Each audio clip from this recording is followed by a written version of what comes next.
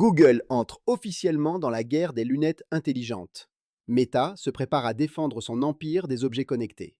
Et les experts en cybersécurité mettent en garde contre l'avènement du panoptique portable. Bienvenue dans cette édition spéciale. Je suis votre hôte, Étienne Noumen, ingénieur logiciel diplômé de l'Université Laval, basé à Calgary. Aujourd'hui, nous réalisons l'autopsie forensique de la mort de l'anonymat public. Lors du Google I.O., le géant de la technologie a officiellement annoncé ses lunettes intelligentes très attendues, déclenchant un affrontement matériel massif avec les Ray-Ban de Meta. Mais sous le design épuré et l'intégration de l'IA Gemini se cache une réalité terrifiante pour la vie privée. Ces appareils sont équipés de caméras et de microphones orientés vers l'extérieur et toujours actifs. Les analystes avertissent que ce matériel n'est pas un simple produit de consommation. C'est un cheval de Troie, conçu pour transformer les utilisateurs en drones itinérants de collecte de données afin d'entraîner la prochaine génération de modèles multimodaux. Mais avant de plonger dans les données, j'ai une brève requête stratégique. Les algorithmes de l'application que vous utilisez en ce moment dictent l'information qui parvient jusqu'à vous. Pour vous assurer de ne jamais manquer nos analyses les plus critiques, veuillez cliquer sur Suivre ou vous abonner à la chaîne Jamgamind sur Apple Podcast pour toujours écouter complètement sans publicité. C'est une action gratuite d'1 seconde, mais c'est le moyen le plus direct de nous aider à développer cette recherche indépendante. Démêlons ensemble cette technologie. Habituellement, quand on pense à la surveillance, on a cette image très précise en tête. Ouais, la grosse caméra fixée au mur. C'est ça.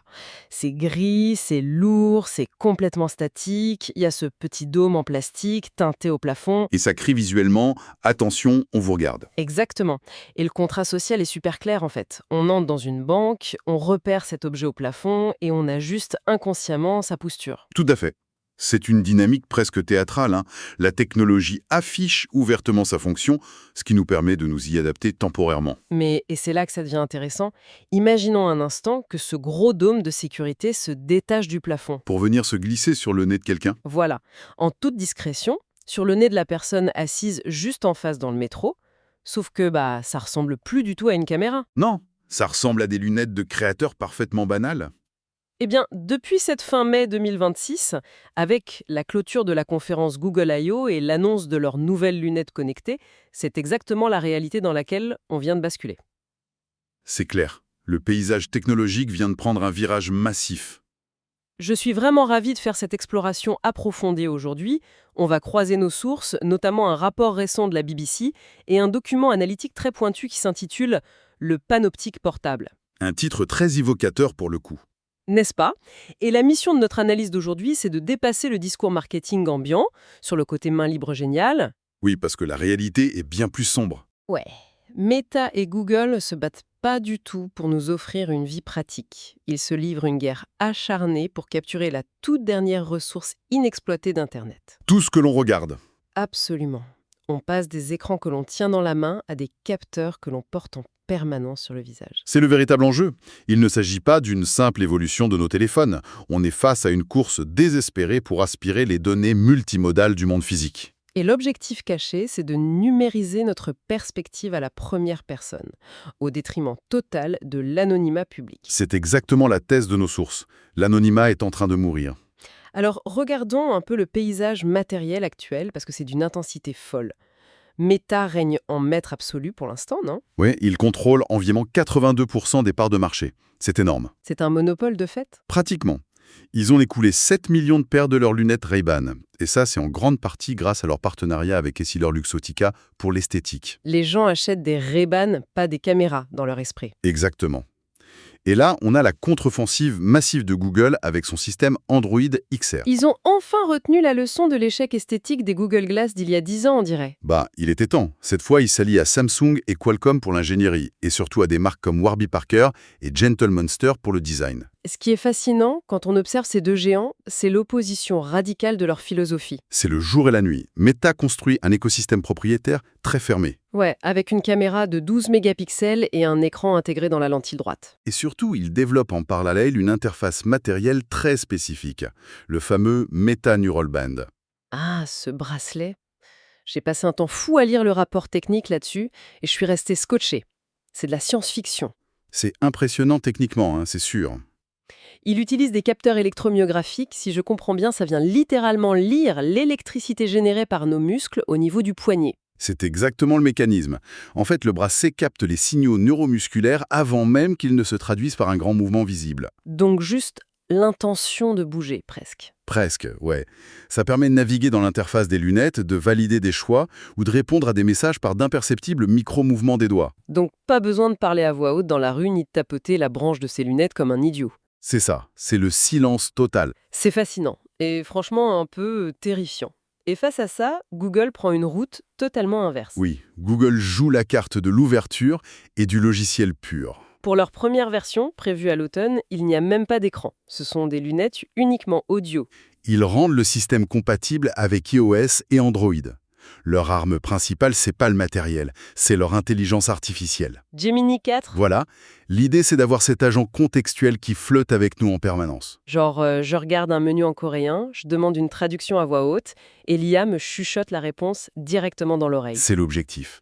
Ils veulent que leur IA devienne la couche invisible par défaut qui traite en temps réel le texte, l'audio et la vidéo de notre environnement quotidien. Ça rappelle tellement la vie d'hier entre l'écosystème fermé d'Apple et l'ouverture d'Android sur les smartphones.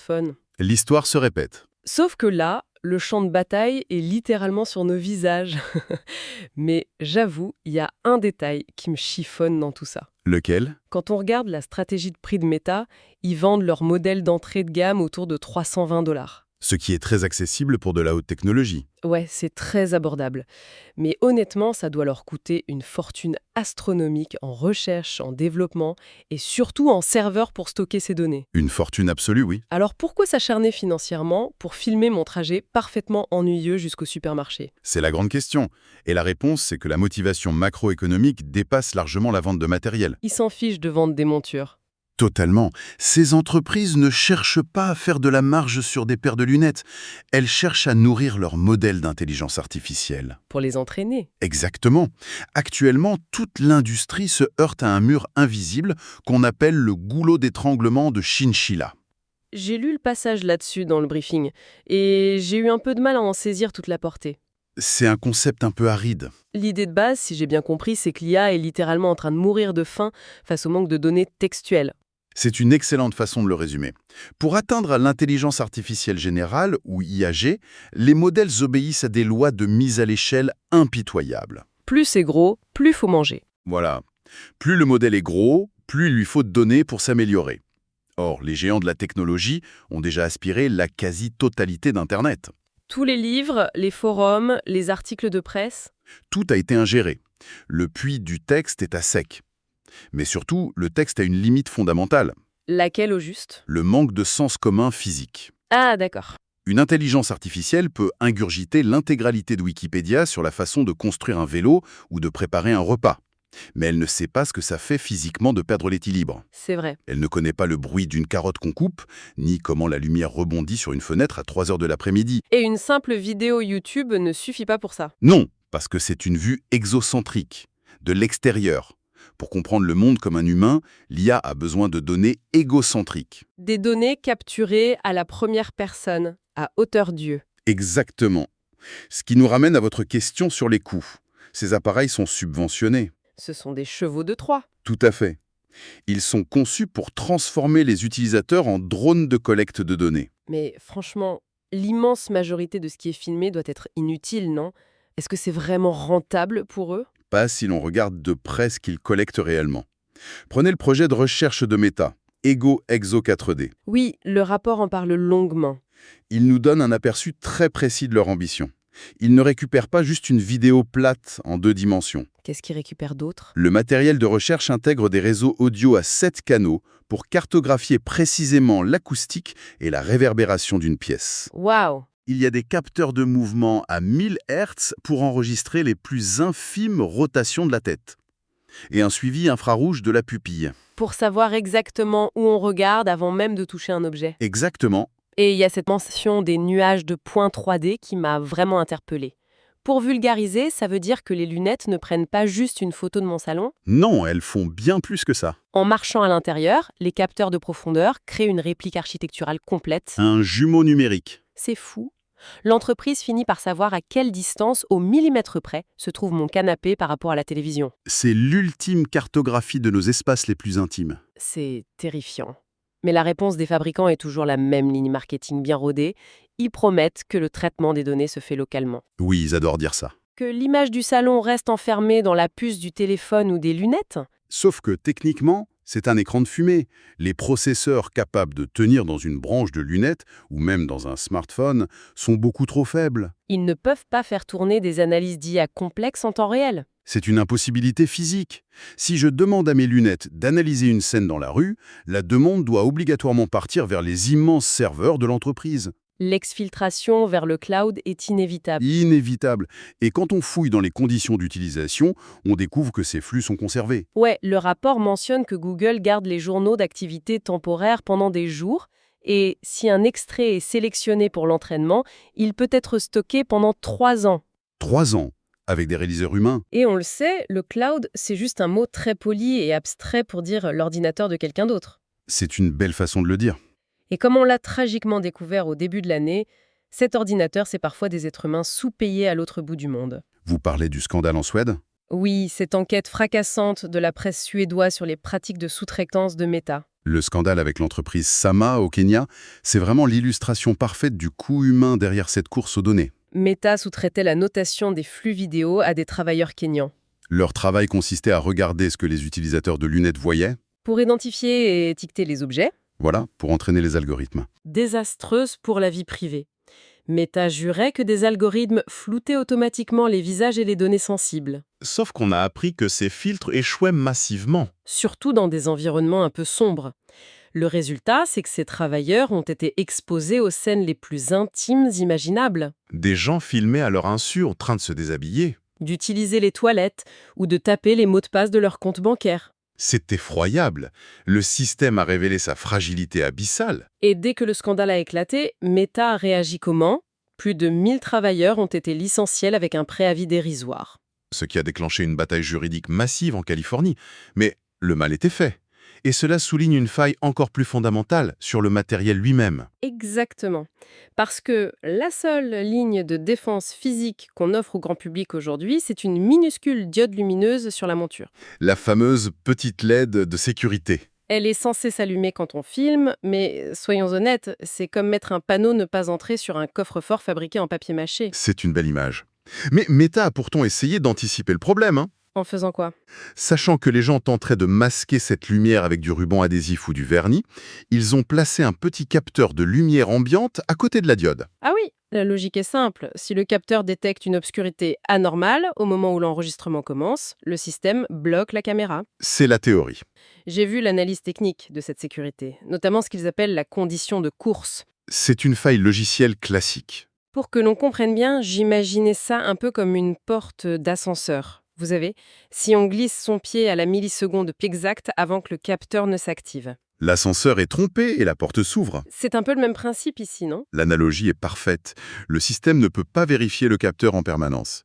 Il ne le fait qu'à l'instant précis où l'application lance l'enregistrement. Donc, si on est assez rapide... Des chercheurs vont prouver que si l'on déclenche la vidéo et qu'une fraction de seconde plus tard on pose le doigt sur le capteur, l'appareil ne se rend compte de rien. Et il continue de filmer pendant des heures en haute définition, sans aucune lumière. C'est un simple défaut de synchronisation. Et puis, il y a cette deuxième faille, encore plus absurde, le problème de l'interrogation à haute fréquence. Oui, ça c'est un cul-de-sac de conception matérielle. Comment ça marche? Le capteur de lumière et la diode partagent la même petite ouverture dans le plastique.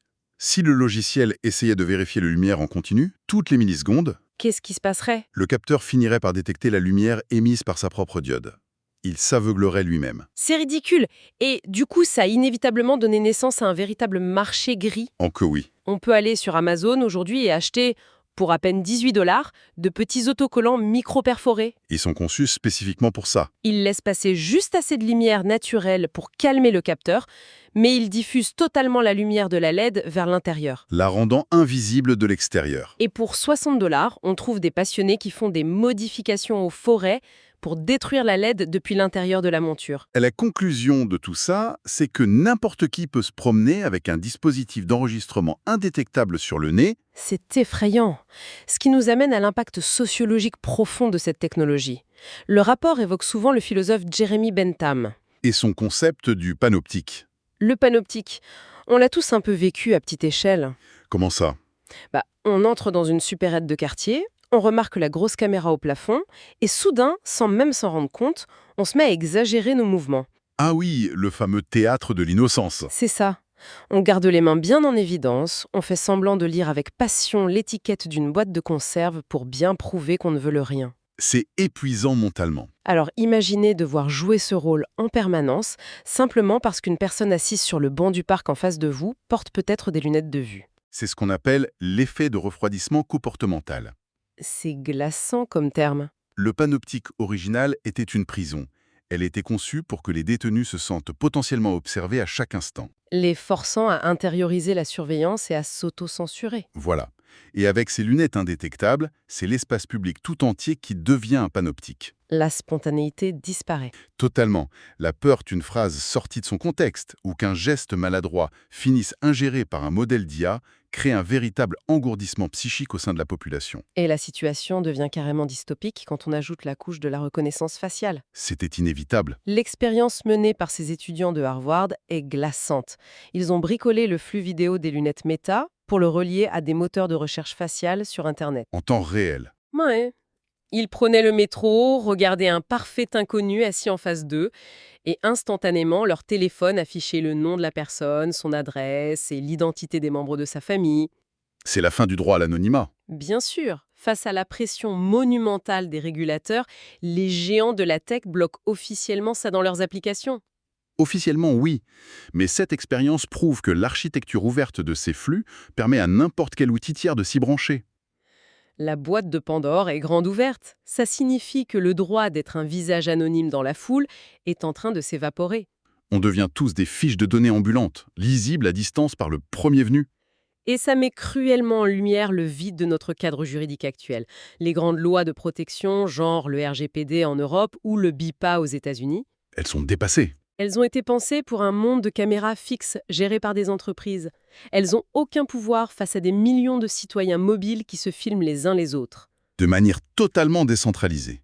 C'est pourquoi les recommandations des analystes deviennent si radicales dans le rapport. Qu'est-ce qu'ils prônent exactement ? Ils demandent la mise en place urgente de zones d'exclusion totale des technologies portables, dans les entreprises, les cliniques ou les espaces publics sensibles. C'est un minimum. Et ils exigent des normes législatives forçant la création d'indicateurs d'enregistrement physiquement inviolables. Sans cela, c'est tout l'espace public qui devient une immense ferme de données d'entraînement. C'est déjà en cours. Alors que l'on termine cette analyse, je repense à notre point de départ. Cette grosse caméra de sécurité évidente s'est métamorphosée pour se fondre directement sur nos visages. C'est l'évolution ultime de la surveillance. Mais il y a une dernière réflexion qui émerge de nos sources et qui est, je trouve, profondément troublante. Je vous écoute. On a établi que face à ces objectifs devenus invisibles, on finit par modifier notre comportement physique. On s'auto-censure en public, oui. Mais souvenez-vous du métaneural band dont on parlait au début, ce bracelet qui capte nos signaux neuromusculaires avant même qu'on bouge. Oui, qui lie l'intention de mouvement. Si notre société s'habitue à porter des capteurs qui traduisent l'électricité de nos muscles en données pour l'IA, Jusqu'où ça ira? exactement. Combien de temps reste-t-il avant que ce panoptique portable ne se contente plus de surveiller ce qu'on fait publiquement, mais commence à cartographier l'activité invisible de notre propre esprit ? C'est une perspective effrayante. C'est une question qu'il faudra garder en tête la prochaine fois que quelqu'un nous sourira derrière des verres un peu trop épais.